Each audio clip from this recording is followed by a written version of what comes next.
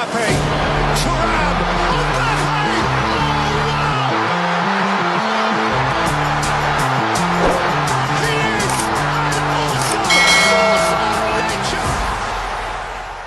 እኔ እዚህ ያለሁት ፓሪስን ብሎም ፈረንሳይን የሚመጥን ክለብ በሁለት እግሩ ቆሞ እንዲሄድ ለማድረግ ነው። ይህ ክለብ ደግሞ በሁለት እግሩ የሚቆመው በአውሮፓ መድረክ ሻምፒዮን የሚሆንበትን ባለ ሁለት ትልልቅ ጆሮ ባለቤት ዋንጫን ሲያነሳ ነው። ይህ የቢሊየነሩ ናስር አልካሊፋ ንግግር ነው። ናስር አልካሊፋ የቃታር ኢንቨስትመንት ግሩፕ ዋና ስራ አስፈጻሚ ሲሆኑ የኳታር ኢንቨስትመንት ዘርፍ የተቆጣጠራቸው የስፖርት ዘርፎችን በዋና ስራ አስፈጻሚነት የሚመራቸው እሱ ነው። ናስር አልካሊፋ ይህንን ሲናገሩ የነገ ምሽቱን የአርሰናል ፍልሚያ ባለከባድ ሚዛን ተፋላሚዎች ነን ማለት ሲፈልጉ ሳይሆን አይቀርም። አርሰናል ፓሪስ ከትሟል። ፓሪስ ሴን ዠርመን ዝግጅቱን አጠናቋል።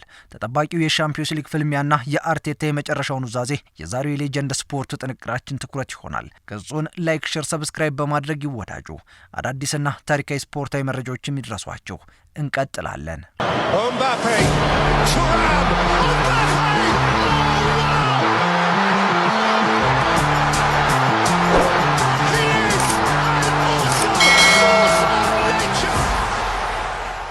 ጥቂት ስለ ናስር አልካሊፋ እናንሳ።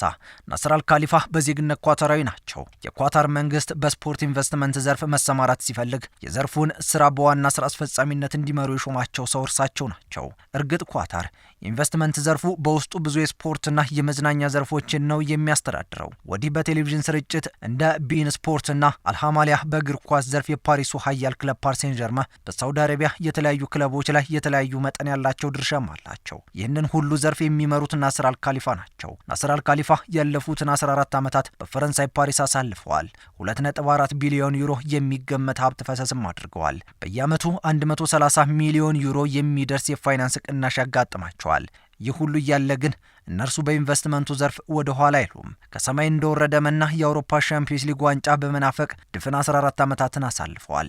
እነኚህ ጊዜያት ሲነጉዱ እልፍ ተጫዋቾች የፒኤስጂን ቤት ረግጠው አልፈዋል። ከኤዲሰን ካቫኒ እስከ ኪሊያን ምባፔ፣ ከዲያጎ ሲልቫ እስከ በርናርድ ላቫ፣ ከማርኮ ቬራቲ እስከ ማርኪኒዮስ፣ ከአንሄል ዲ ማሪያ እስከ ብሌስ ማቱዲ፣ ከሊዮኔል አንድሬስ ሜሲ እስከ ሃቪየር ፓስቶሬ፣ ከዝላታን ኢብራሂሞቪች እስከ ኑኖ ሜንዴዝ ብቻ ያንን ቤት የዓለም ከዋክብቶች ሁሉ ረግጠው ታልፈዋል። ግን እንደ ጠረፍ የሰፋው እንደ ጠፈር የራቀው የአውሮፓ ሻምፒዮንስ ሊግ ዋንጫን የማንሳት ህልም ሳይሳካ የኳታሩ ስፖርት ኩባንያ ዛሬም በናፍቆት እየጠበቀው ነው። Mbappe, Thuram,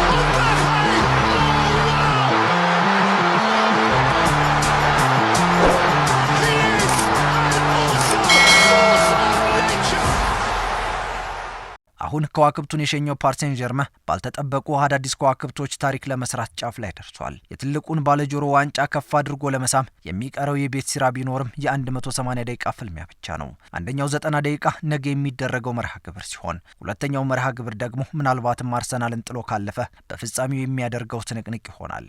ናስር አልካሊፋ ከዚህ 90 ደቂቃ ፍልሚያ አስቀድመው የተናገሩት ንግግር አርሰናል ከሰሜን ለንደን ተነስቶ ማዕከላዊ ፈረንሳይ ሲከትም የሚጠበቀው ፈተና በቀላሉ የሚታይ እንዳልሆነ አጽንኦት ሰጥተውበታል። እኔ እዚህ ያለሁት ፓሪስን ብሎም ፈረንሳይን የሚመጥን ክለብ በሁለት እግሩ ቆሞ እንዲሄድ ለማድረግ ነው። ይህ ክለብ ደግሞ በሁለት እግሩ የሚቆመው በአውሮፓ መድረክ ሻምፒዮን ሲሆንና ባለትልልቅ ጆሮውን ዋንጫ ማሳካት ሲችል ነው ብለዋል። ይህ ንግግር የዘንድሮ ውድድር ዓመት ቃርቃር እስኪለው ጠግቦ እያነሳ ያለውን የፈረንሳይ ሊግ ዋንጫን እንደ ክብር መቁጠር ካቆሙ የሰነባበቱት አልካሊፋ የሻምፒዮንስ ሊጉን ዋንጫ አስፈላጊነት ከአስፈላጊነትም በላይ ነው ስለማለታቸው ያስታወሱበት ንግግር ነበር ለማለት ይቻላል። ግን በፍልሚያው ምን ሊገጥም ይችላል አብረን የምንመለከተው ቢሆንም አልካሊፋ ቃላቸውን ለማክበር የሉዊስ ኤንሪኬን አስማት የሚባል ሌላ ነገር ብቻ የተለየ ቁመናቸውን እየናፈቁ ናቸው።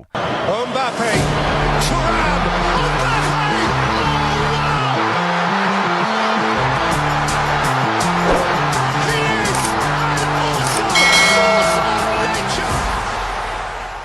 የአርቴታ የመጨረሻው ኑዛዜ።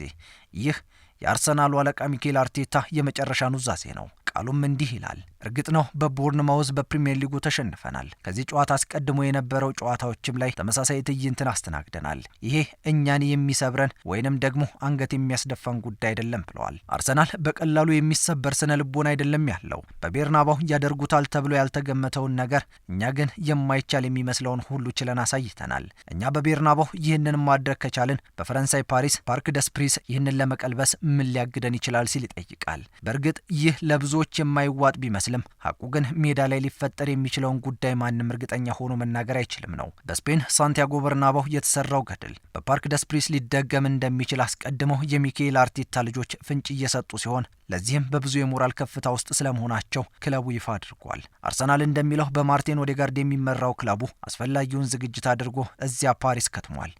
Mbappe, Thuram,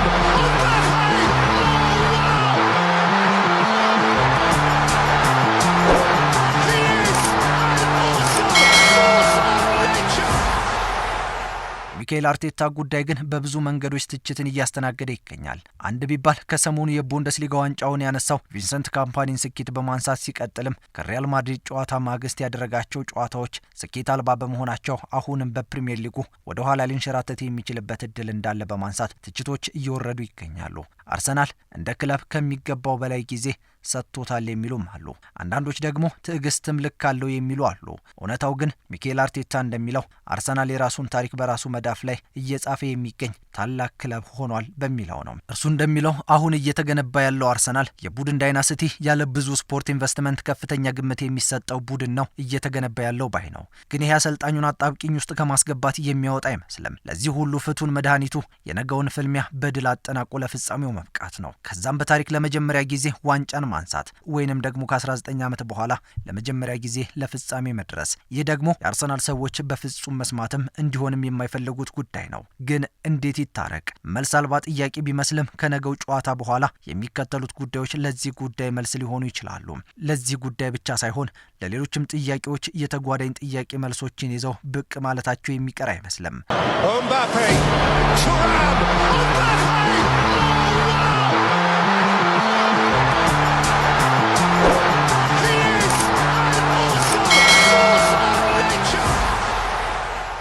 ጋሪ ኔቭል ስለ አርሰናል ምን እያለ ነው? የማንቸስተር ዩናይትዱ ባለታሪክ ጋሪ ኔቭል በራሱ ፖድካስት አንድ ሀሳብን አጋራ። አርቴታ ከፍተኛ ጭንቀት ውስጥ የገባ አሰልጣኝ ሆኗል ይላል። ጭንቀቱ የተፈጠረው ደግሞ ከሻምፒዮንስ ሊጉ ጨዋታ አስቀድሞ እየተፈጠሩ ባሉ ጉዳዮች ነው ይላል ጋሪ ኔቭል። በፕሪሚየር ሊጉ ድል አልባ ጉዞ እያደረገ የሚገኘው አርሰናል ለአሰልጣኙ ከፍተኛ ራስ ምታት ሆኖበታል ይላል። አሁን ባለው ሂሳባዊ ስሌት ከአውሮፓ ሻምፒዮንስ ሊግ ውጭ ሊሆን የሚችልበት እድል አለ። የመሆን እድሉ ከመርፌ ቀዳዳ የጠበበ ቢሆንም ቁጥራዊ መረጃዎች ግን ይህንን ያሳያሉ የሚለው ኔቭል። እናም እነዚህ ፈተናዎች ተደራርበውበት ሚኬል አርቴታ በአንድ በኩል ከሜዳ ውጭ የሚያደርገውን ፍልሚያ አሸንፎ ውጤቱን መቀልበስ፣ በሌላ በኩል ደግሞ በውስጥ ሊግ ድል አድርጎ ደረጃውን ማስጠበቅ ይላል። እናም አርሰናል ለድል የሚያደርገውን ጉዞ ከስሜት በጸዳ መንገድ በስሌት ሊቀርብ እንደሚገባም ያሳስባል። ለሰጪ የቀለለ ምክር ለሚኬል አርቴታ። ማን አዲስ ነገር መፍጠር ይችላል? ተጠባቂው ቶማስ ፓርቲ። የሚኬል አርቴታው ትልቁ ራስ ምታት የነበረው ቶማስ ፓርቲ አለመኖሩ እንደሆነ ግልጽ ነበር። የቶማስ ፓርቲ መመለስ ደግሞ ደክላን ራይስን ወደፊት ተስቦ የ8 ቁጥር ሚናን በአግባቡ እንዲወጣ ያግዘዋል። የመሆኑ ደግሞ ለፊት መስመር ተጫዋቾች ኳስ በአግባቡ እንዲደርስ ከማድረግ ባለፈ የመሃል መስመሩ እየተረጋጋ እንዲሆን ያደርገዋል። በባለፈው ጨዋታ ምንም መፈየድ ያልቻለው ማርቲን ኦዴጋርድን በማገዝ በኩልም የደክላን ራይስ ሚና ጉልህ እንደሚሆን ጥያቄ ውስጥ የሚገባ አይደለም። የአርሰናል የመሃል ሜዳ ክፍል ቶማስ ፓርቲን የሚናፍቀው በብቸኝነት በሚወጣው ሚና ሳይሆን ደክላን ራይስ ከኋላ ተነስቶ ጥልቅ ማጥቃትን በመተግበር ለአጥቂዎች ኳስ እንዲደርስ ያለው ሚና ከፍተኛ በመሆኑ ነው። እናም ፓርቲ ወደ ሜዳ ሲመለስ አርሰናል ይህንን እድል በአግባቡ ይጠቀምበታል ተብሎ ተስፋ ተደርጓል። Mbappe, Thuram,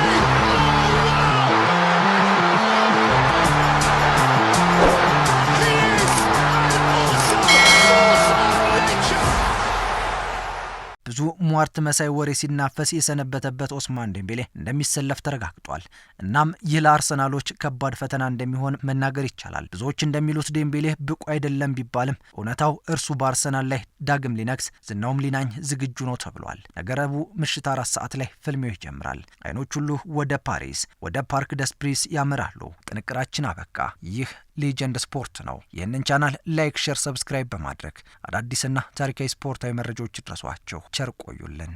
Mbappe, Thuram,